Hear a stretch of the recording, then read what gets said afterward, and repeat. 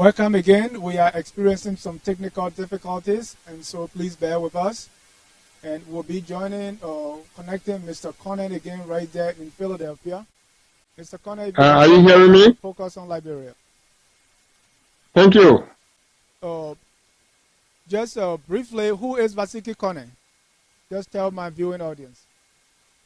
Well, Nvasekie Konneh is a writer. I consider myself to be political and cultural activist as well. I've written extensively on political and cultural issues in Liberia. Way back in the 1990s, I used to be a freelance writer for several newspapers in Liberia, including the New Democrat, Monrovia Daily News, the R newspapers. And since I moved over here in America, I've written as a freelance writer for Black Star News based in New York City. And I'm also a published author of 3 books, Going to War for America, The Land of My Father's Birth, and The Love of Liberty Brought Us Together. So for those who probably don't know me, that's just a short introduction of myself to your viewing audience tonight. Thank you for the opportunity. I appreciate it. And you've written 3 books, as you've just mentioned, Going to War for America, The Love of Liberty Brought Us Together, and The Land of My Father's Birth. Just briefly share with us and my audience a synopsis of those 3 books, if you don't mind. All right. The first book is a collection of poetry that deals with the issue of the war in Liberia, as well as my time served in the U.S. Navy. Knowing very well that I'm a 9 years veteran of the U.S. Navy. So the poems in that book is about war experience, it's about peace, about love, and the poems were written in so many places like Monrovia, Ivory Coast, here in America, and also on the ship I used to serve on USS Detroit. Then my second book is called The Land of My Father's Birth, a memoir of the Liberian Civil War. Thematically, I think the both books basically talk about the same experience, but The Land of My Father's Birth is a prose that gave extensive analysis about my experience in the war in Liberia, as well as my experience in the diaspora. You know, Liberian Civil War, generally, everybody would say we experienced it, but I would say people might have experienced it in different ways. So we, as writers, if we take the time and the opportunity to write, we will see different perspectives, how the war is being interpreted. And that's what my second book, The Land of My Father's Birth, dealt with. And the book that I'm currently promoting is called The Love of Liberty Brought Us Together. That is also another collection of poems. And for those who have been following my posting on Facebook, my social activities here in America and Liberia, know very well that I'm someone that believes in diversity, someone that believes that we all are one people despite our religious differences, our ethnic differences. So these are the value of nationalism, Pan-Africanism. Mr. Konneh, yes, can you turn down the volume at the background? Can you turn that down, please, so we can get you clearly?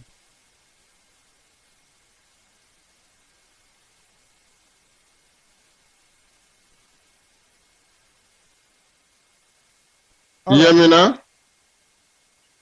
All right. So like I was saying, the value and the issues I talk about in all of my writing is about Pan-African nationalism. It's about cultural diversity, either religious or ethnic. It's about our Liberian nationalism in the context of Pan-Africanism.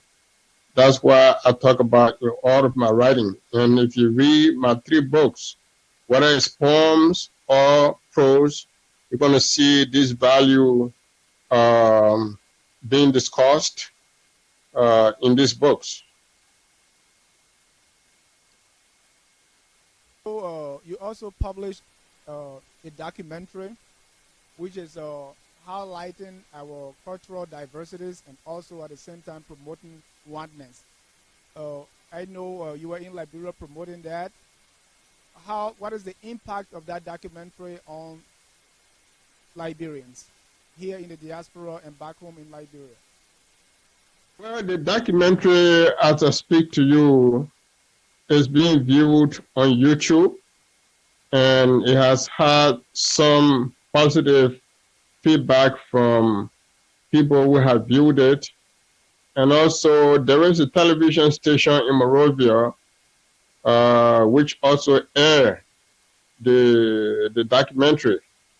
This Monrovia television station is something that's on SACOM, Channel 2, and they were glad. I mean, they was very happy to accept to show the documentary on their TV station.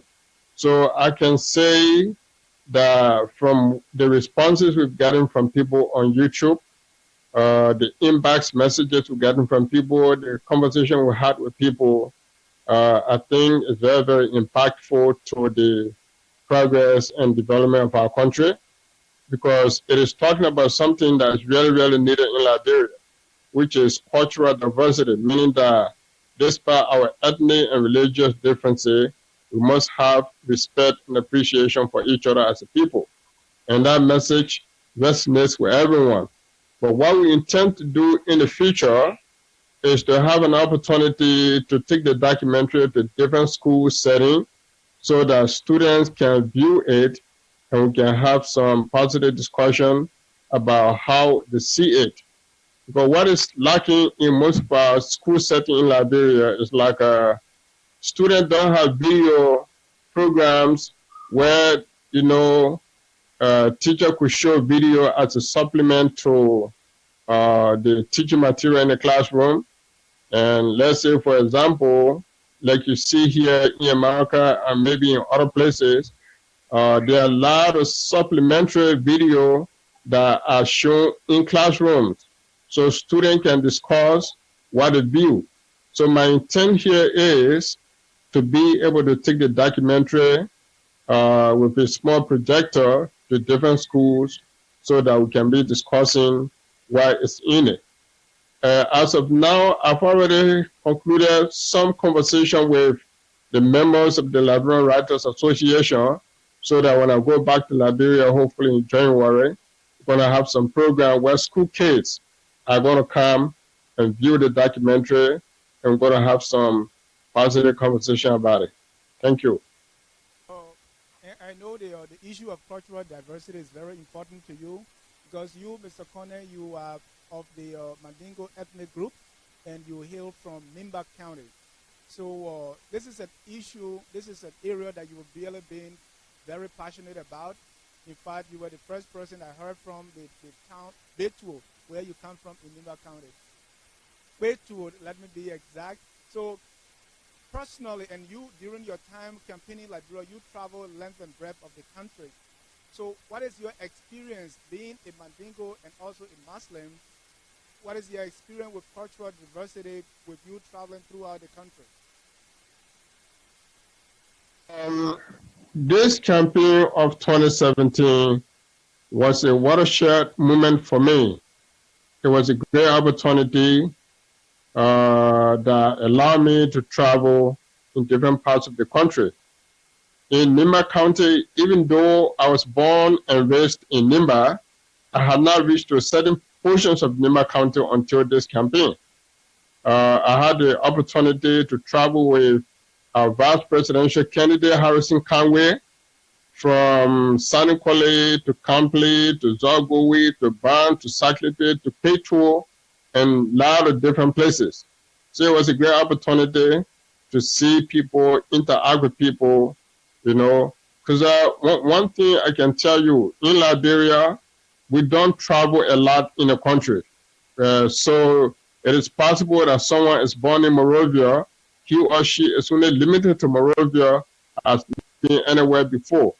So this campaign was a great opportunity for people in different towns, villages, in different places. So it was a wealth of experience for me, and I'm glad that I had the opportunity to participate in the campaign as a member of Liberty Party. We'll come right there to your involvement with Liberty Party, but I want to first engage you on this idea of cultural diversity and your experience with, and you being passionate about literature, about music, about these cultural events. I know literature is gaining grounds in Liberia. I can see the works of Mr. Fort Othniel and the Liberia Read Project. I know you were sometime part of it, and you won as the publisher of the author of the month of September in the Queen magazine. Tell me briefly about Liberian literature and the work that is being done currently in the country. Well, our dear friend and brother Othniel Ford is a great guy. He's a publisher, he's an author, and he started something in Liberia that is catching on real fire. That is Monrovia Read.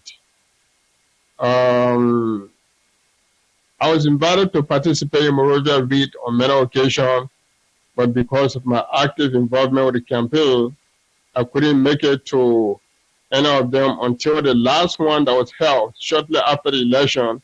I participated in that. It was great.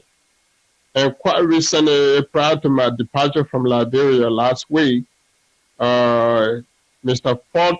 Ford joined me going from from schools to schools, presenting copies of my book to various schools, because I have some philanthropists in Monrovia that pay for some copies, and he said that we should go and give those copies to students. The reason we did that is because your book, my books, and other books written by other Liberian writers, and I can say today, Liberians are writing more than ever before. But unfortunately, these books are not available for Liberian readers in Liberia. So what we think that needs to happen in order to encourage Liberian readers, Liberian students for that matter, is to make sure that we take these books to them. But of course, the printing is going to cost a lot of money.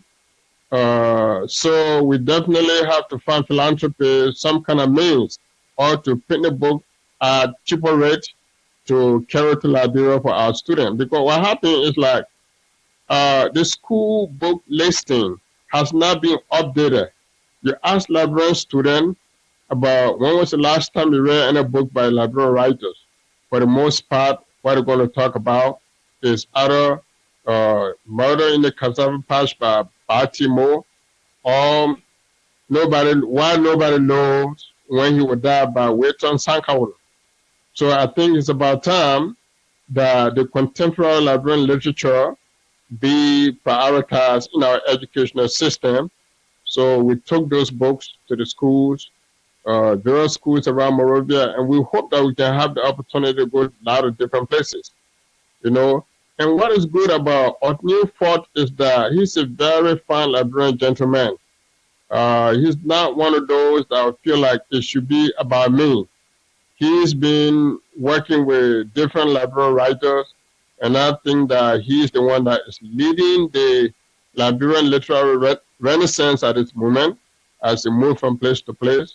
The last time I heard about him, while I was already here, he did the Read program to Konneh University, and it was broadcast live on Facebook. It was really a great program. So I think because of him, because of you, because of me, and other contemporary Liberian writers, I can say we have a Liberian literary renaissance in the making. But unfortunately, most of the books written by contemporary Liberian writers are written by writers that live outside of Liberia. And unfortunately, a lot of them don't have the opportunity to travel. So whatever that should happen, maybe through the help of Ministry of Education or Ministry of Information, Cultural Affairs and Tourism, they should help in the direction of making sure that every school in Liberia has library, and those libraries should be stocked with books written by Liberian writers talking about Liberian experience. It's a brilliant suggestion. I too was in Monrovia, and we tried to promote and launch the Liberian Civic Book, and so that's our prayer, that we have these books in the hands of Liberian students. So that's on books. I want to talk to you about music as well, because these are things that you promoted even in your Uptown magazine that you published in Monrovia before. How is Liberian music in Liberia? I know on YouTube there's a lot of Liberian music going on. They are played right here in the diaspora, at parties and other events, and also in our various cars when we are driving. How is Liberian music being received and supported in Liberia while you were there?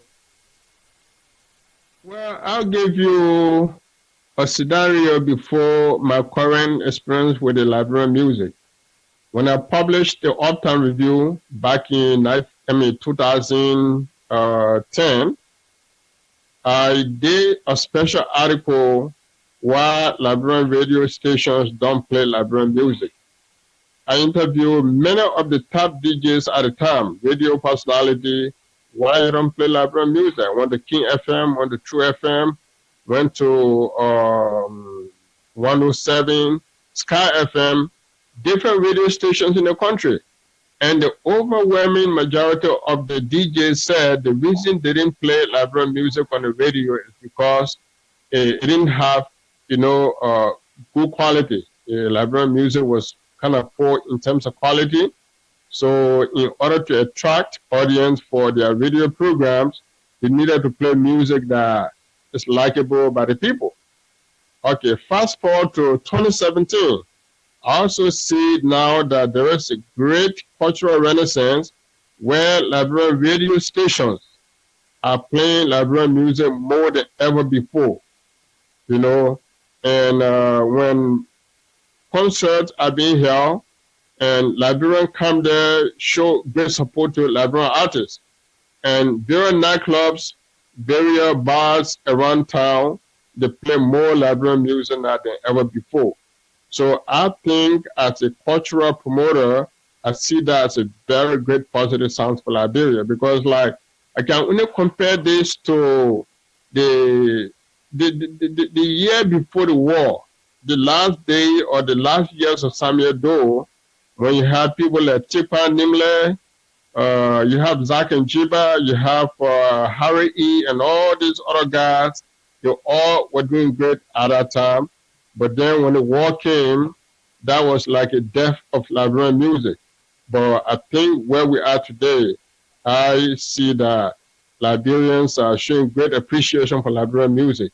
As you can see here in the diaspora, many places you go, people are hungry for something they can relate to. Music, of course, is a universal language, but you feel more comfortable with music that talk about your experience.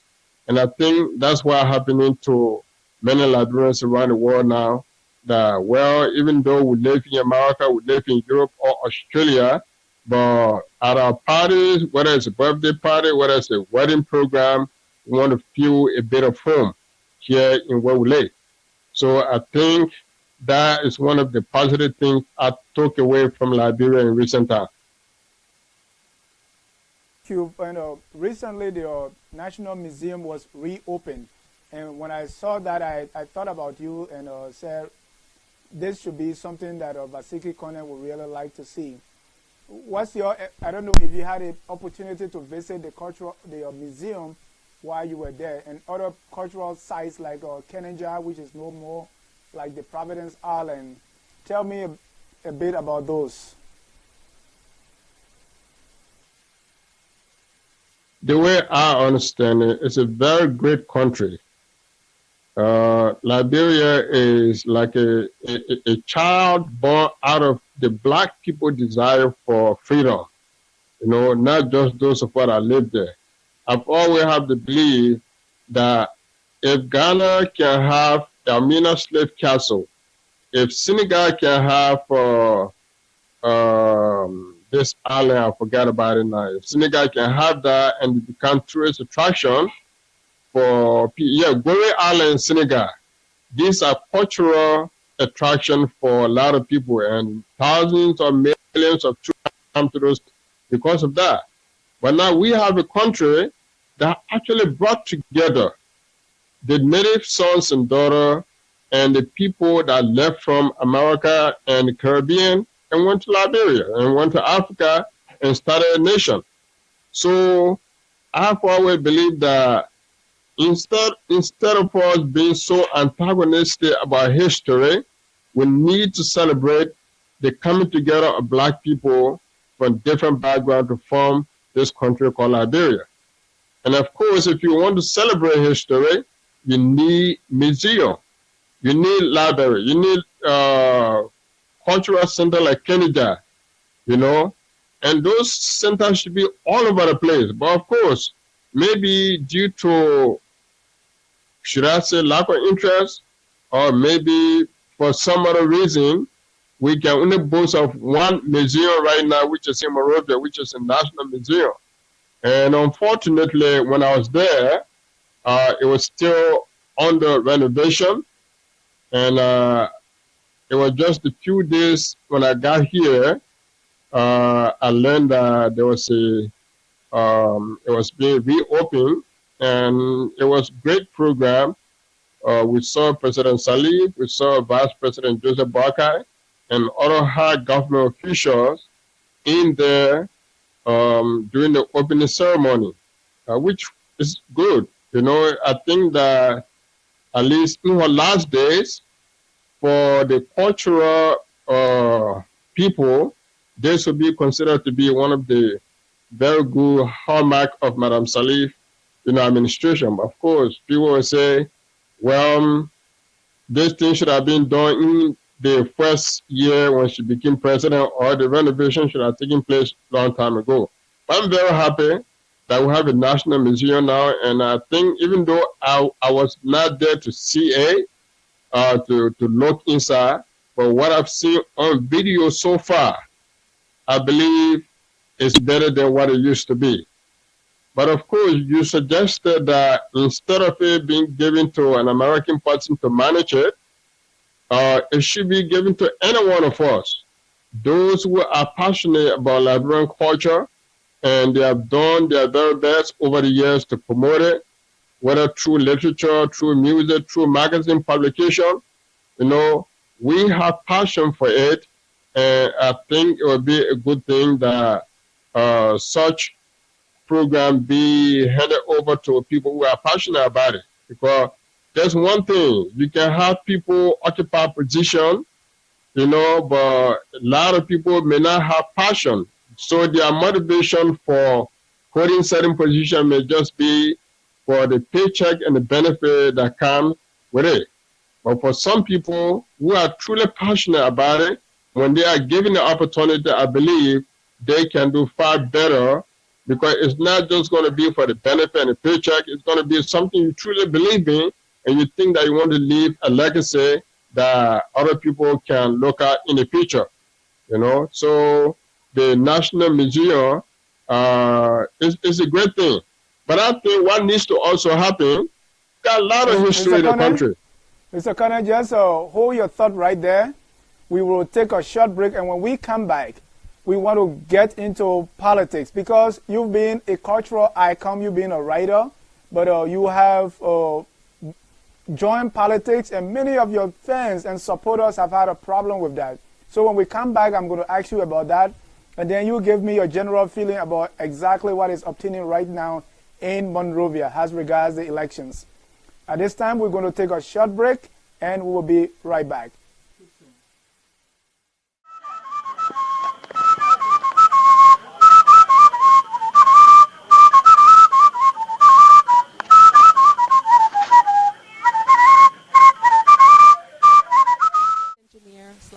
Guest Relations Manager for Focus on Liberia. You may ask, what is Focus on Liberia and what we do? Including all the research, phone calls, and commuting that go into preparing for the show, we cover a variety of topics. In order for us to continue to promote, educate, and elevate all things Liberia, we are asking for the support from the community in the form of ads for your business, contributions or donations, and for anybody to join our team.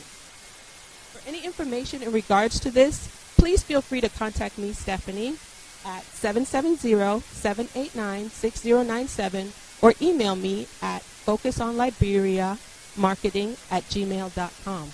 Hope to hear from you soon and enjoy the show. Liberia, this is Dennis Jar, and we are broadcasting live from Atlanta, Georgia. We have my colleague, Nvasekie Konneh. He is with us from the city of Brotherly Love, Philadelphia. Mr. Konneh, before the break, we were talking about his passion, his work as a cultural promoter, a writer, and an activist. This time, we're going to switch gear to politics. Mr. Konneh was in Liberia campaigning vigorously for the Unity Party, and he's back in the USA. Mr. Konneh, welcome back to Focus on Liberia.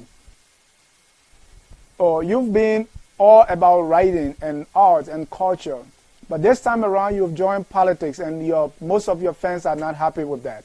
Please comment.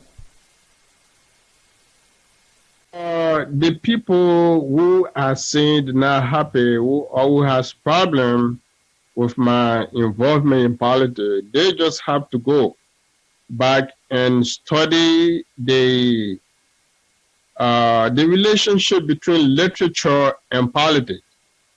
You know, when you talk about black literature, whether it is Liberia, it is Caribbean or America, you realize that literature has influenced politics a lot. You know, some of my great mentors of writing were people like Leopold Sédar Senghor of Senegal. He was a poet, a renowned Pan-African poet who became president of Senegal, you know, later on in the 60s.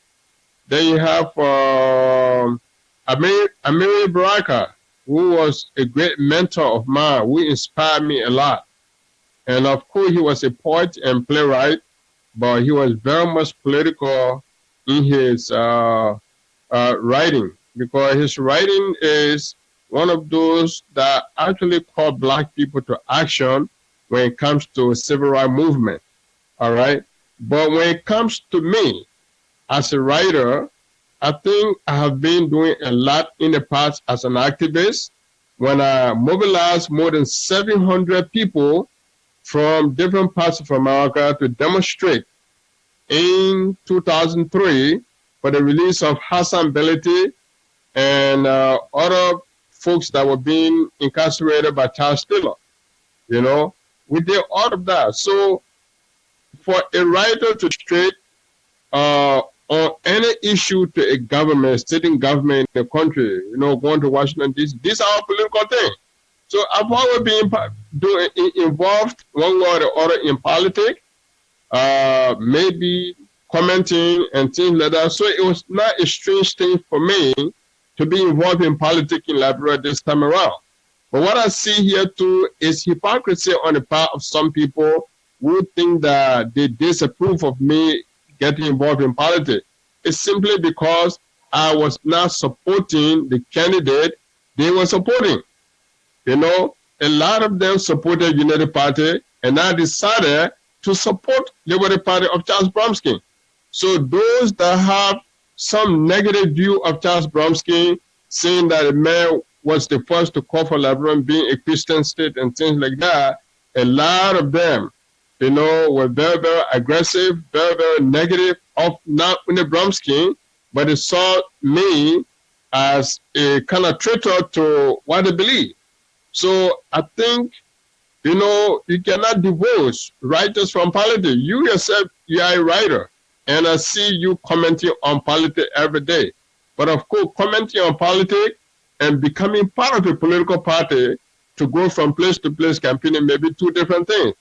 But I don't see any difference between the two. Konneh, because you campaigned for Councillor Bromsky and he lost. What happened? Well, what happened is, like, you know, we campaign throughout this country. all right? There's no parts of Liberia that we did not reach in terms of campaign. And you were there, you visited us the last few days before the election, and you saw the momentum at our camp. People were up in gear, hoping that Liberty Party is going to make it to the second round. But of course, it's a part of the matter is, we all campaign, but you may not get what you expect at the end of the day.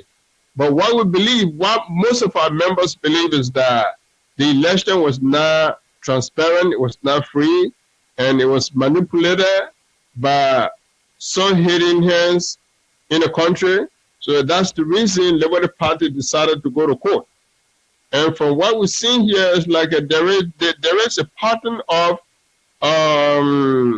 election fraud in Liberia that can go as far back as 1985, So I think this time around, the Liberty Party believes that there was a cheating, there was a fraud, and that's the reason we decided to take the legal process to address the issue that we see in the whole process. The Supreme Court said that this is the worst election or with the worst fraud in the world. He said this is even worse than the elections between Faulkner and Charles D.B. King that has gone down in the Guinness Book of Records. Was that an overstatement? An overstatement. Here is why. Every polling stations in Liberia supposed to have 500 voters. But there are places where you have people that voted more than 1,000 people. So where did the extra 500 people came from? In some places, there were increment of 200, anywhere between 200 to 500. Okay, when you see that in an election, then of course that's cheating, that's fraud. And in a situation where a man was arrested by the police with 55 pre-marked ballots, So these are some of the glaring examples of what we consider to be fraud that deny us the opportunity to go to the second round. But of course, there's been a lot of argument, legal argument. In that election, there were, I think, 15,000 voters. At the end of the tally, Faulkner won 9,000 and Barkley won 45,000. So how can you compare that to 2017 election and say 2017 is the worst? Well, what happened back then is many years ago. We talked about 2017. And of course, from the way we see it, we've demonstrated in every situation that this election was fraudulent. The election was a stolen election. It was done to favor some candidate.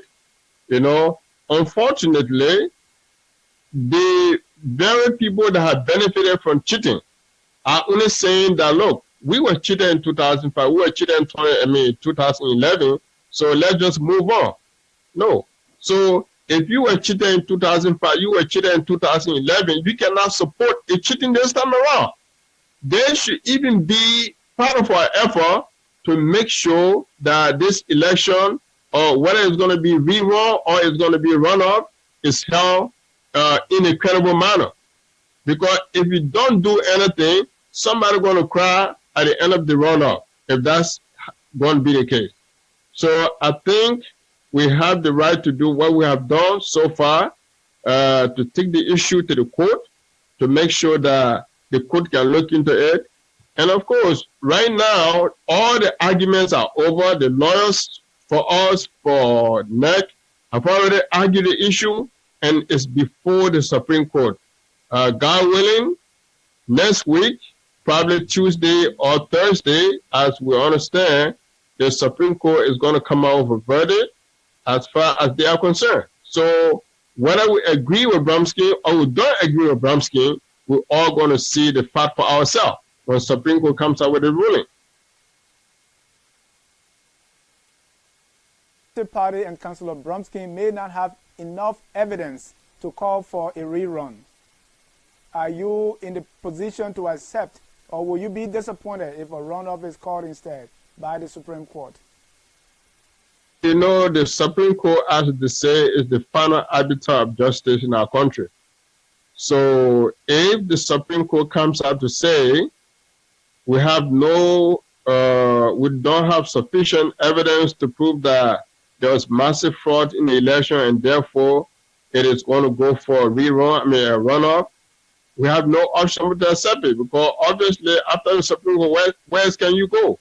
Nowhere else can you go to seek justice if the Supreme Court rules whether in your favor or not in your favor. So I think as Liberty Party partisans and all the other collaborating political parties, such as ANC, UP, or ALP, they all are ready to accept any verdict from the Supreme Court, whether for rerun, which we actually won, or for runoff.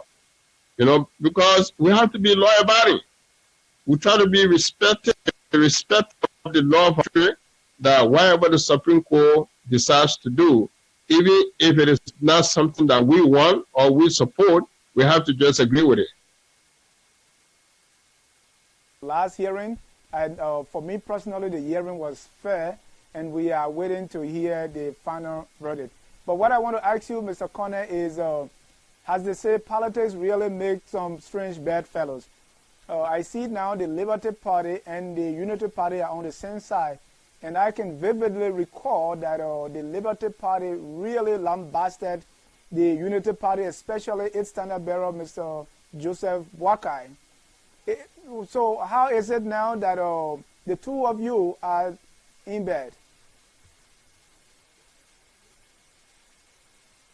When we went to court, or we decided to embark on the legal process, we wanted other parties to recognize the fact that there was a cheating. So all the parties, including CDC, recognized that there was massive fraud. But since it is in CDC's favor, they are not saying anything. They just say, hey, let's go along with it, you know, because we have been victims of cheating before. All right? So in our legal process, we have other parties that came to join us. One of them is UP, another one is ANC and ALP. And of course, if you have an issue, you seek an alliance with other people that have similar concern. So yeah, we said a lot of negative things about UP during the campaign. They said a lot of things about us, but at the end of the day, we all are Liberia. We all want the best for Liberia. So when it comes to making sure that we have transparent election, I think that is an important issue for every one of us, and it is on the basis of that that we come together to carry on the legal process to make sure that not only this time around, but in every future election is held transparently, that nobody should be able to cheat. Because if you say let's promote democracy in the country, then if you don't want to carry on credible election, then that's not democracy. You know, so now if you even compare us, it is unfortunate that CDC is not with us this time around to say let's have re-election, because CDC, they believe that they're going to win, but if you're going to win a clean victory, you know. So if you have a fair election, you campaign. If you win, even the losing party will graciously accept the result. But don't try to rush a situation which you think that it's in your favor now, and you tell everybody else to shut their head up. That's not a way to go. So I think what is important here for us is for us to realize that CDC went on the street in 2005, went on the street in 2011, and someone died. This time around, we are saying no. No Liberian should die because Charles Bromsky wants to be president. No Liberian should die because Joseph Boakai wants to be president. Okay? We are saying no Liberian blood should be shed because of anybody's political ambition. So instead of getting on the street and have confrontation with the police, we're saying let's have a peaceful way of dealing with the situation, which is through this legal process, as you can see. No one. Mr. Konneh, there is no history of a winner challenging the results. So you would expect that CDC is not going to challenge the result because CDC has won. It's strange to me, for the Unity Party to challenge a result in which the Unity Party has won. If you reverse the situation and the Liberty Party was in the runoff, do you think Liberty Party was going to challenge the result? Well, if Liberty Party believed that there was a fraud, then it could have, it would have definitely challenged the result. Because I believe both Liberty Party and Unity Party believe that CDC had undue advantage in this process.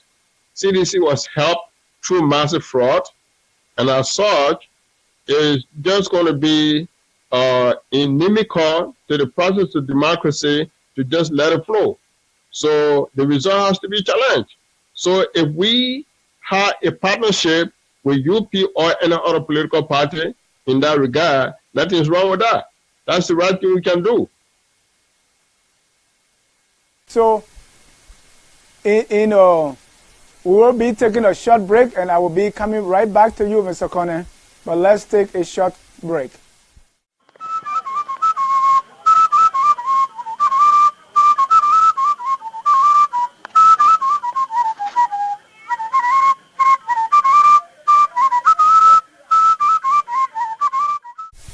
We are talking with Mr. Nvasekie Konneh of the Liberty Party. Mr. Konneh, if a rerun is called by the Supreme Court, do we expect, from what we're hearing, there's already a coalition between the ANC, the LP, the ALP, and also the Unity Party. Do we expect that to be reflected on a ticket if a rerun is called by the Supreme Court? Well, as far as I can tell you right now, our collaboration is about the legal process. I believe at the end of that process, other developments going to take place between the parties. I'm not clogged with the responsibility to explain to you right now exactly what that going to how that is going to take, how is that going to be. But I can tell you that at this moment, we are working together for the legal redress of the situation. And whatever are going to come after that will be something that you're going to know. But I'm not clogged with the responsibility to explain whether we have a coalition right now. But of course, it may look like that, after the legal process, because if you and someone fight together, then of course you have a basis to come together in terms of forming coalition in the coming election. Feelings of the Liberian people. You were in Liberia as the proceeding went ahead. What are the people saying on the ground? Issue in politics, regardless of what, you're going to find people that have contrary view of what is happening. Okay, some people will tell you what Bromsky is doing is good. Some people will say it's not good. Of course, CDC and its sympathizers are angry. They think that Bromsky is stopping the inauguration from taking place. But the sober-minded people in the country believe that this is the right thing to do, because instead of fighting over a political issue, we're saying let's go through the legal process. And that does not hurt anyone. Maybe the president said that it is an assault against democracy, but how can a legal process intended to address election irregularity and fraud complaint, how can that be considered to be an assault against democracy? So in all fairness, I think just like any other issue for that matter, you're always going to have divided opinion on this kind of issue, more especially when it is the first time for such thing to happen in our country. Election in 2005, I'm not sure anybody could have challenged Samuel Doe in a court. Election in 2005 and 2011, CDC, I guess, beside the street demonstration, they also went to court. When they went to court, they couldn't provide sufficient evidence to collaborate, their charge of election fraud. So as a result, they withdrew the case because they didn't have sufficient evidence. Not like this time around when we have abundance of evidence to show that there was election irregularity and there was a massive fraud. And, you know, so it's like a precedent so far, and a lot of people will say it is a good thing. Some people say it's not a good thing. And that is expected because it's a political decision, it's a political activities. The United Party side pointed to President Sirleaf as manipulating or doing something to help the CDC. Well, we don't know up to now. I don't know if the Liberty Party or the Unity Party has produced the evidence. What is the Liberty Party's position as regards President Sirleaf being a party or manipulating, doing anything fraudulent in this election? Both Liberty Party and Unity Party believe that the whole election was manipulated by President Sirleaf, you know, because days before the election, she held a conference or she had a meeting with what would be her reason for manipulating the elections in favor of George Weah? Well, there's so many things we've heard. Some people are saying that the reason the president wants George Weah to be president, who she thought in 2005 and 2011 was not qualified to be president, this time around she wants George Weah to be president so that people will be able to compare Liberia under George Weah and Liberia under Madam Sirleaf. And people would say, wow, when Madam Sirleaf used to be president, things used to be great. And Madam Sirleaf and some of her supporters going to use that as a springboard to power back, around 2023. You know, another thing too is that she feels like, many people feel like Madam Sirleaf wants to leave office, but she wants to leave power in the hands of someone that she can control, someone she can manipulate. And people believe that George Weah can easily be manipulated by President Sirleaf and all the other candidates, you know, because George Weah will all know his glaring limitation. And because of that, some people think that she may be manipulated by President Sirleaf. And some people also believe that given his inexperience in politics, people around him may not believe that he can do the job, but they see him as the only way to them coming to power. So they will do anything they can to push, to keep pushing George Weah, who is naturally loved by the people as a celebrity, even though he may not have political experience. So Madam Sirleaf sees George Weah as an opportunity or as someone that she can use, you know, she can manipulate when he's already president because of his, lack of experience in politics. These are some of the, I'm not saying that as myself, but these are what we've been hearing, you know, because I know it's hard to come. Those are rumors, but let's move forward. Right now, the two things, or what we are hearing concerning the criticism against George Weah is he cannot speak English well. The criticism against VP Boaka is he sleeps. Are those the two things important to the country? Why are we not hearing about the economy and how we can jolt the economy?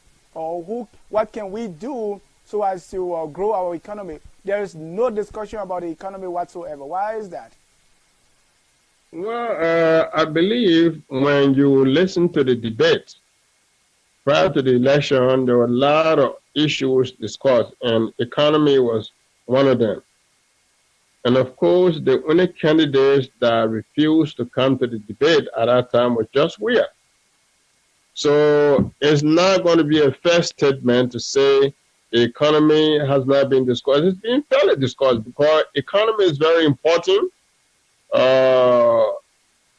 People day-to-day living activities depends on the well-being of the economy. So I believe that it's been sufficiently discussed by the candidates.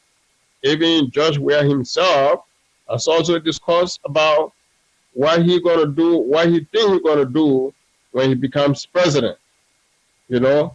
So I think economy is being fairly discussed. But now with respect to people saying George Weah can't speak English, Joseph Boakai can sleep, Many people in the country believe that we have the two worst candidates in the election. Many people would have preferred Aaron Bromskin or Alexander Konneh.